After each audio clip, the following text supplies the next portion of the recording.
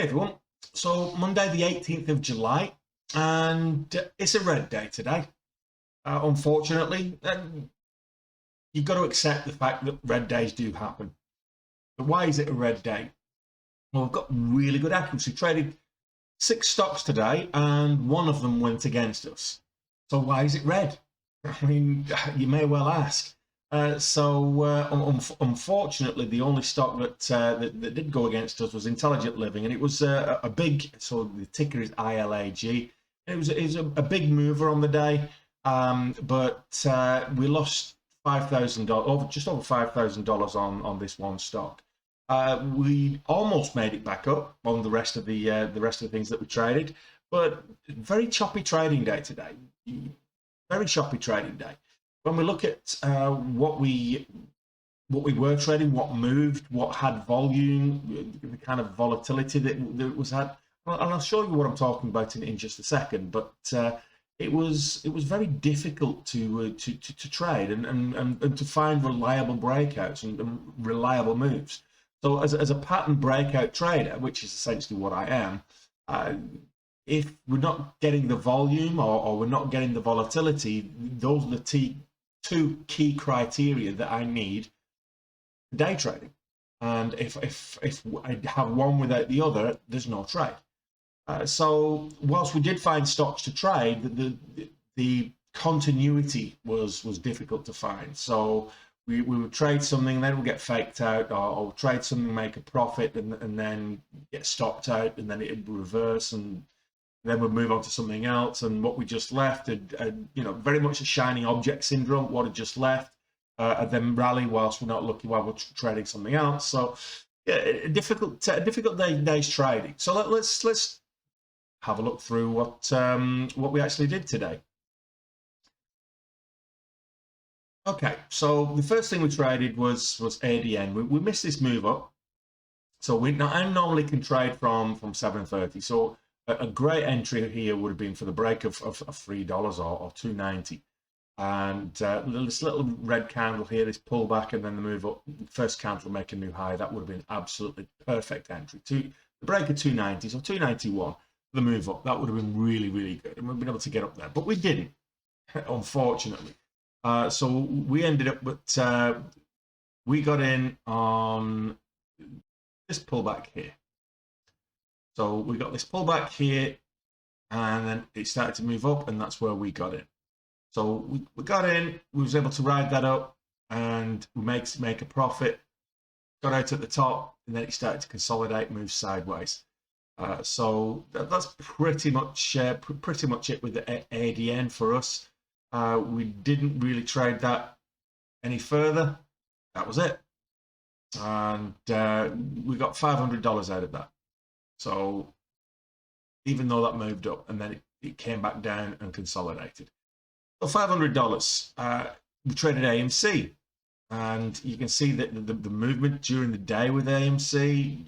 If I kind of zoom out, and you can see the overall movement during the day.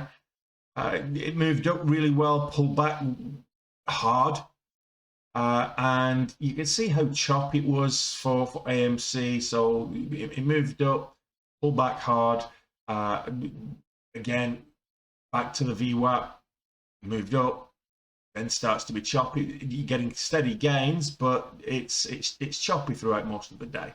So unfortunately, it was difficult to trade. Now, early doors, just after I finished the stream. So if I go back here, this started to make a move up, and as it broke the VWAP, I looked to get in up here, this little pullback here, and it moved up and then went against me. So I made a loss initially with AMC, and then as we came into the latter stages of the market, I was able to trade it again here on this move up, and get that money back, and then it gave it back again. So we finished $33 to the good with AMC, but not the most brilliant of trading days. I've had much better with AMC when I've traded it in the past. So, but you can see the volatility was, and it's very choppy. So it's difficult to get those really clean moves with AMC today. We traded Vertical Aerospace, and we got almost $1,000 with Vertical Aerospace. So the ticker for Vertical Aerospace is EVTL, and we traded it here. So as it moved up and pulled back, and then moved up again, pulled back again, then we got it on this move up, and that's where we traded Vertical Aerospace. It sold off hard, so we got out on the way back down, but we were in profit. We was over $1,000 in profit on Vertical Aerospace at this time. Then it was very choppy again, another one that was very choppy for the rest of the day. Difficult to trade. There's a lot of opportunities there. If all you're doing was sitting watching EVTL or Vertical Aerospace, there were opportunities there. If you pick the right entries and exits, there were opportunities to make money. But it is very choppy, and the spikes in volume weren't very reliable. So most of the time it was in and around kind of the 80,000-90,000 shares per minute, which is not great if you're looking for reliable breakouts and reliable moves. We traded two stocks, crypto mining stocks in Marathon Digital, so Mara, and RIOT Blockchain. So these were two crypto mining stocks, and you can see the move up with Marathon Digital. Again, quite choppy, but steady moving up. So this was a relatively good one to trade. It was slow, but we managed to get in and get out at the top, and we got $700. We were up at one stage. We were up at $1,400, $1,500, and we gave back half. So we moved on to RIOT Blockchain, which moved up in a similar fashion. Fast out of the gates. I wasn't trading it out of the open, so when the bell rang, it was fast out of the gates, and then it started just very choppy sideways. It was slow, steady gains, and when we did get that sell-off, I was able to trade a little bit on the way up in relation, in simultaneously with Marathon Digital. So I had Marathon Digital. One stage I had Marathon Digital, about 5,000 shares with Marathon Digital and a trailing stop loss, and I was actually actively trading RIOT Blockchain. We traded this move up here, and then when we got stopped out on Marathon Digital, I completely exited the position here, and I was looking for a re-entry, and we got some more here, and that was pretty much it. Unfortunately, we did see kind of a double bottom formation, but we didn't get back in. We just didn't get the breakout. And double bottom formations are fairly reliable, but they're not 100%. I mean, you've got one here, for example, that doesn't really kick on and give you the gains that you would be looking for. There's an argument for one here. There's definitely one here. But they're not always 100%. They're a good, reliable pattern to trade, but they're not 100%. So I mean, that's a good $1,500 on any given day is good. Now we did trade ILAG, so Intelligent Living Applications, and this is what set us up. So we traded this. This is what set us up for a red day, essentially. So we traded this pre-market. We started trading it pre-market. We lost some money. We gained some money. We gave it back, and then we just was stubborn. Is probably the best description for what I can say. Is we were trading it. So we got in here for the break of the VWAP, and we traded it up, and we were just holding this position for whilst it was consolidating. As it pulled back below the VWAP, we got out for a small loss. So we weren't too worried about this. It did move up pretty much straight away out of the gates, out of the blocks at the bell, and this is where we were trading it. We traded it up, and we again added to position, taking profits along the way. We were able to get in a good position with this, and we got, I think it was about $700 up with this at one stage, and then we gave it all back, and then some besides. So we added to the position at the top of this move, and as it pulled back, we just held through that, or the move back up to the highs. Now this wick was thrown up there to $4. The price action didn't actually move up to $4, but this wick was thrown up there, and then we were waiting for the break. So we got in there for the break, and it didn't quite happen. So when it pulled back, we then looked for the break again up here. We took some profits up at the top, and then we added to our position, and it went against us here. So we held to the bottom, and then we exited, and as it started to make moves back up, we got back in. We got a little pullback here, we got back in and added to the position for break of new highs here, and it went against us. And we held, again, a little bit too long, and we gave back not just what we gained, but $5,000. So this was the first trade out of the blocks after the bell. We ended up $5,000 down on this. We had traded after that AMC, and we traded ADN. And now we were about $500 down on AMC, and we were $500 up with ADN. So they kind of cancelled each other out, meaning that we're $5,000 down on the day. And I went away, as I normally do, and clear my head, take my break after trading pre-market and then the open for an hour. And then when I came back, it was just difficult to find anything that was moving with real velocity. There were no parabolic movers today that I could see. There was no reliable continuation when we got breakouts. You can, as I've just shown, the movements, even though there was gainers, they were very choppy moves. So unless you were just prepared to have a much higher risk on your position, I mean, even if you're setting stops in place, a 20-cent stop I set with Marathon Digital, for example, and I got stopped out 3 times. So it's a 20-cent trailing stop, and it wasn't moving up that vigorously. So a couple of times that 20-cent stop, I was being stopped out for like 4 or 5 cents at loss, and then a couple of times I would get stopped and I'd be like 15, 20 cents up. So it wasn't easy to trade. The choppy nature of the market, very sideways. If I go back to the market and just show you how the S&P 500 looked today. So you got the blue line here is the VWAP, and you can see how choppy it was below the VWAP. It's a gapped up pre-market, so it did have gains on the day, and then it just sold off and went red on the day, and continued selling off into the close.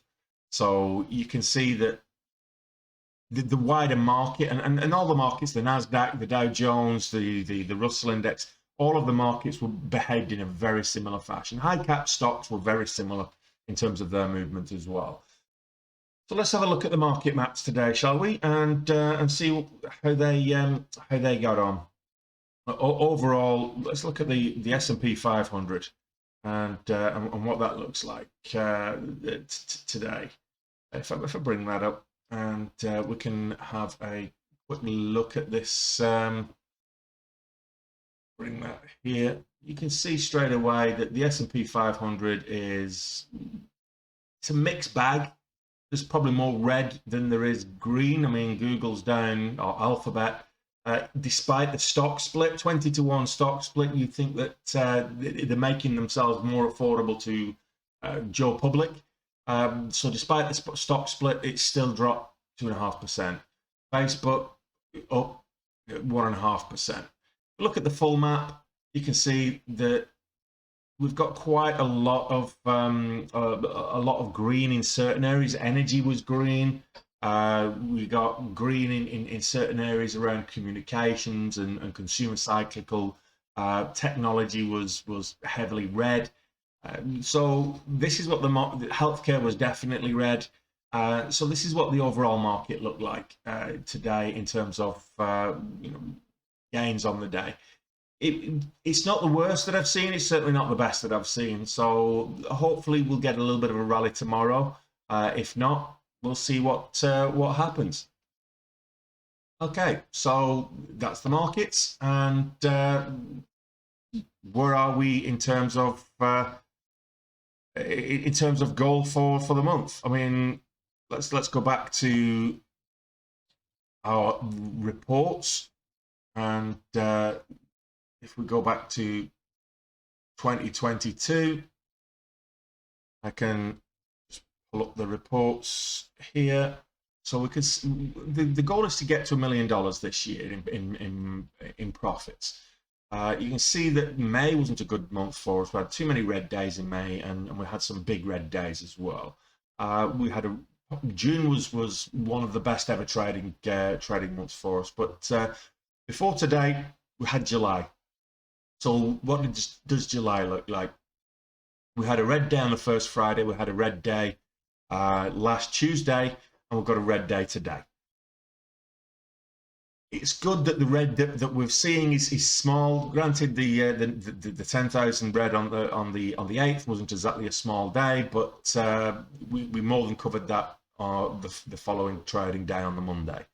So today's red day is going to, it's not going to be life changing in terms of these numbers. So what does that mean?